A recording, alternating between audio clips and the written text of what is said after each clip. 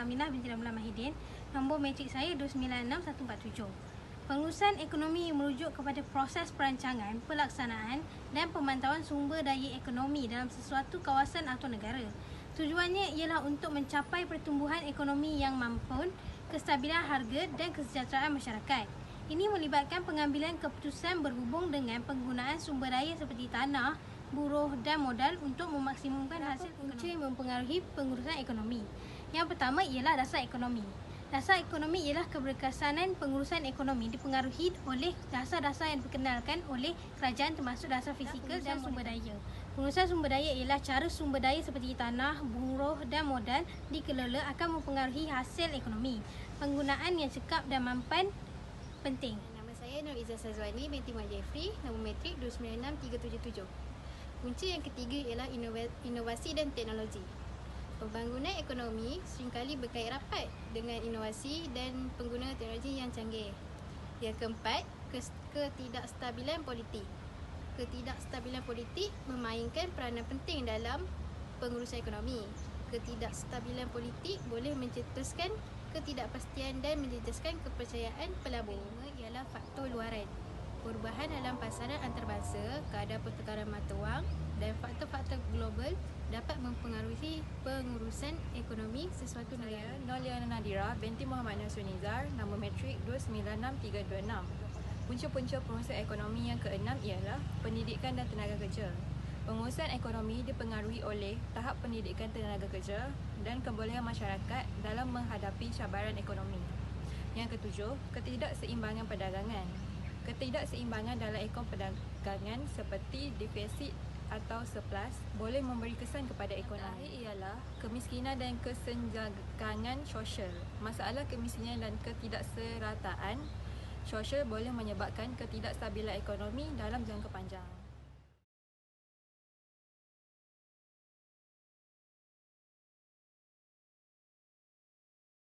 Kita pada hari ini adalah ekonomi yang sederhana baik, tidak begitu baik dan tidak begitu buruk.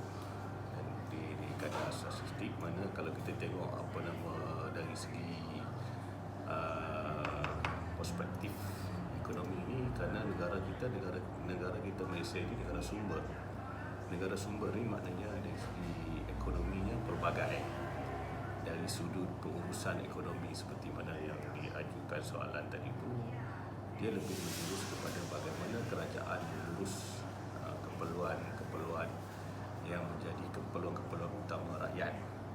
Jadi hari ini kalau kita lihat dari segi kawalan harga misalnya, ada juga kerajaan berperanan di situ, di mana kawalan harga ini dikenakan di peringkat barang-barang keperluan asas, umpamanya harga ayam, harga runcit, sayur-sayuran, harga runcit, beras yang menjadi isu baru ini. Dan ini adalah sebahagian daripada cara bagaimana kerajaan menguruskan ekonomi. Yang positifnya yang kita nampak sekarang adalah ketegasan kerajaan sekarang, di mana yang penting adalah duit rakyat itu tak tembus, senang orang cakap tak tembus, dan disalurkan kepada pihak yang tertentu itu tepat. Jadi kita nampaklah ketegasan pemimpin-pemimpin yang di atas sekarang tu.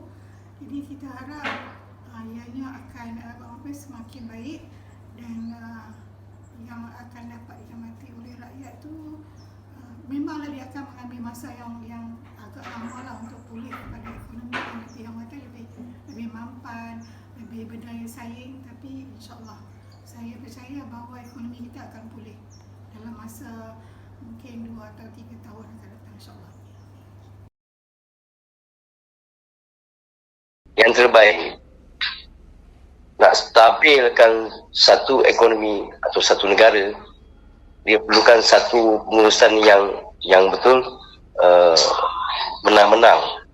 Dia tak boleh pandang satu pihak atau mandang untuk kepentingan politik. Kalau dia mandang kepentingan politik, memang ekonomi itu memang tak ke mana. Pertama sekali, dia perlu kembalikan GST. GST itu satu manfaat yang agak besar, yang boleh kukuhkan setiap benda, bermaksud dia boleh menolong ekonomi macam B40 dan M40. Itu kepentingan GST, dan dia ada satu dana yang boleh meleraikan dan boleh memberi subsidi yang agak kukuh daripada SST yang sedia ada sekarang.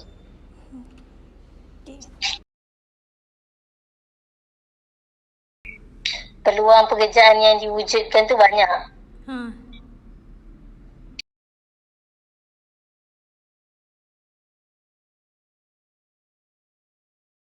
Itu pandangan saya kurang sikit, tapi dari segi penerimaan rakyat, rakyat sekarang dia masih melihat, dia membandingkan dulu pemimpin macam mana, sekarang macam mana. Itu yang agak sukar untuk pemimpin sekarang tu, untuk memulihkan ekonomi, untuk mendapat kepercayaan rakyat.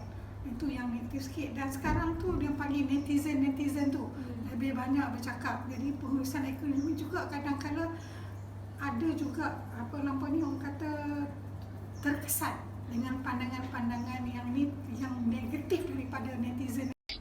Ia merosakkan ekonomi Malaysia. Ia selalunya berlaku bila satu perancangan yang tak ada long term. Kebanyakannya dia orang buat dia punya perjalanannya banyaknya short. Bermaksud dia temporary atau sementara untuk menampung satu benda yang bermasalah. Dia tak ada satu keputusan yang konkret untuk long term, untuk 20 tahun, untuk 30 tahun, untuk generasi akan datang. Dia tak akan menyusahkan. Sekarang ni ekonomi negatifnya, dia menyusahkan generasi akan datang 20 tahun dan akan datang lagi 20 tahun. Dia tak ada penyelesaian yang konkret. Sebab setiap benda dia ada upah, setiap benda dia ada habuan. Apabila dah banyak macam cerita berhabuan, dia jadi satu masalah yang besar lah, mana merosakkan ekonomi dengan keluar peruntukan yang tak berbaloi untuk dijalankan untuk 3 tahun, 4 tahun. Lepas tu keluar lagi peruntukan di top up yang tempat yang sama. Bocor ditampung sampai 3 kali tampung. Jadi benda tu pembaziran. Itu yang jadi negatif. Banyak pembaziran dalam Malaysia dia punya perkawalan kewangan Malaysia ni banyaknya nyentuh lah. Dia ambil kira semua memang rugi.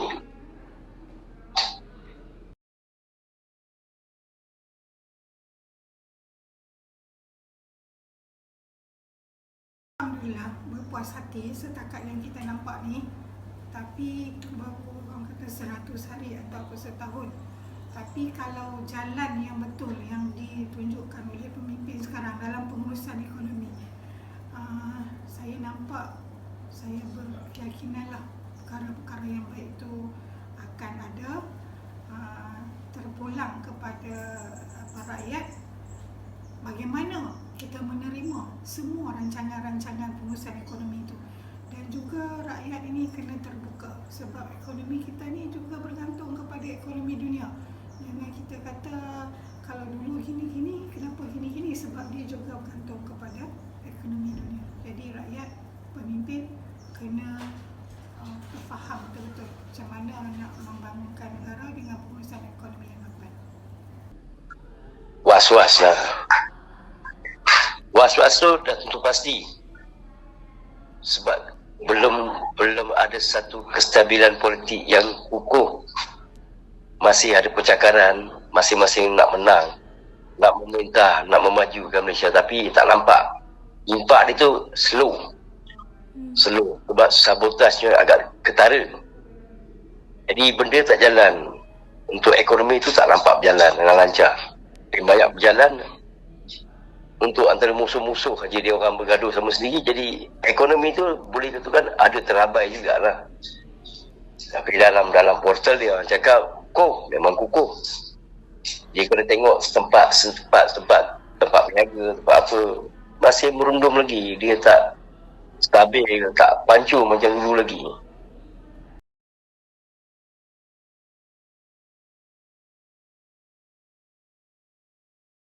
Ambil tiga cukai ini.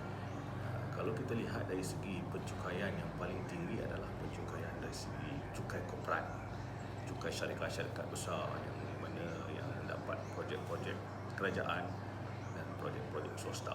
Dan ini adalah penyumbang yang terbesar sekali dalam sektor pencukaian negara. Di samping itu juga cukai pendapatan dan cukai perkhidmatan.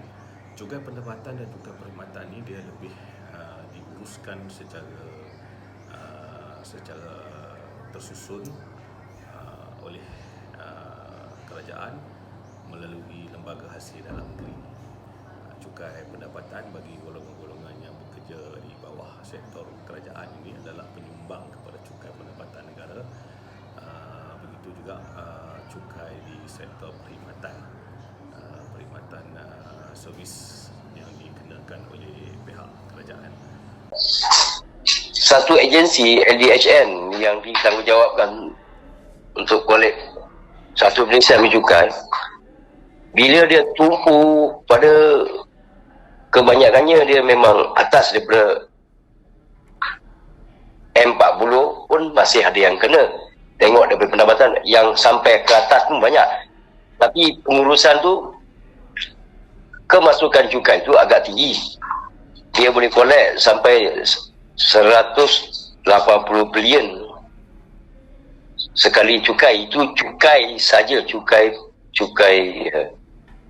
LDHN saja, dia belum masuk cukai-cukai perkhidmatan lain.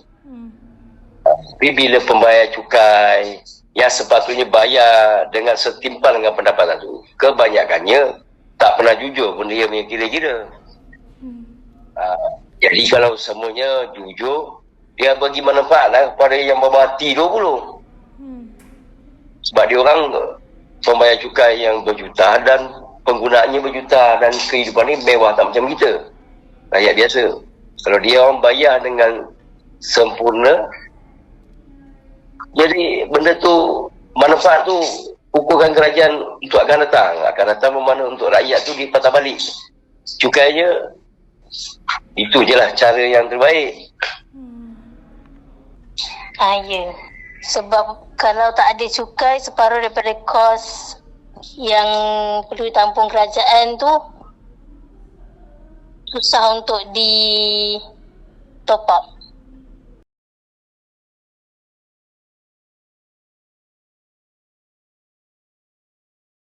Kita melihat untuk kita untuk kita menguruskan sesebuah negara ini bukan perkara yang mudah, tetapi ianya haruslah diberi tumpuan kepada pembangunan dan agenda pembangunan rakyat.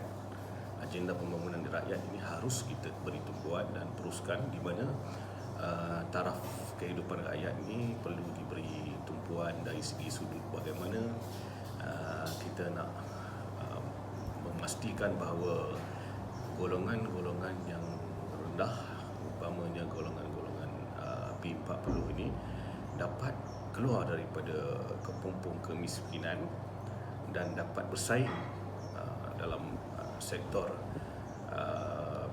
perniagaan, dalam sektor industri, dalam sektor berbagai-bagai sektor yang disediakan oleh pihak kerajaan.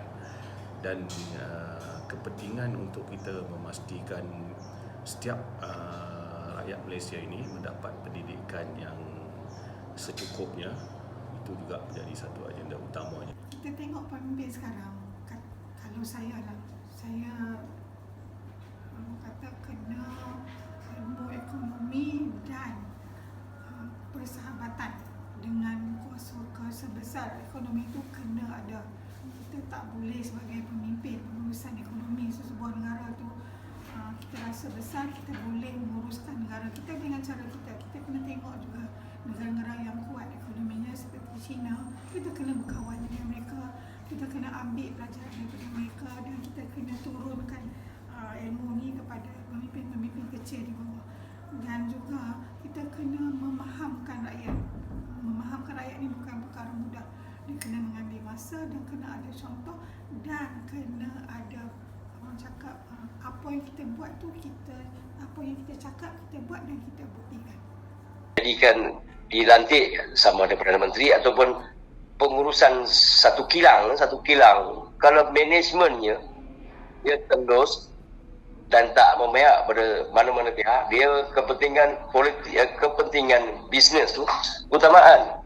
Dia tak dalam itu juga diselit dia punya keperluan dia, dan perniagaan tu tak jalan lancar sebab dia mana yang sokong dia longgarkan, mana yang tak sokong dia diperketatkan. Jadi benda tu takkan jalan. Dia tak boleh mentadbir satu benda bukan dengan minoriti, tak boleh. Dia perlukan majoriti. Bermakna nakkan kemenangan daripada penggunaan satu bisnes tu perlu yang dalam 80%, bukan yang dia boleh main sampai 30%. Kalau dia main 30%, memang bisnes dia ataupun mentadbir satu negara memang takkan jadi. Dia perlu satu kata putus yang berat dan konkret. Dia perlu satu keputusan yang 80% baru boleh takbir satu negara ataupun satu bisnes. Itu yang terbaik. Kalau dia tak dia punya kata putus tu kurang cantik. Kurangnya bermakna dia tak tegas. Kau jadi Perdana Menteri pun takkan jadi, kau takkan di bisnes satu benda pun takkan jadi.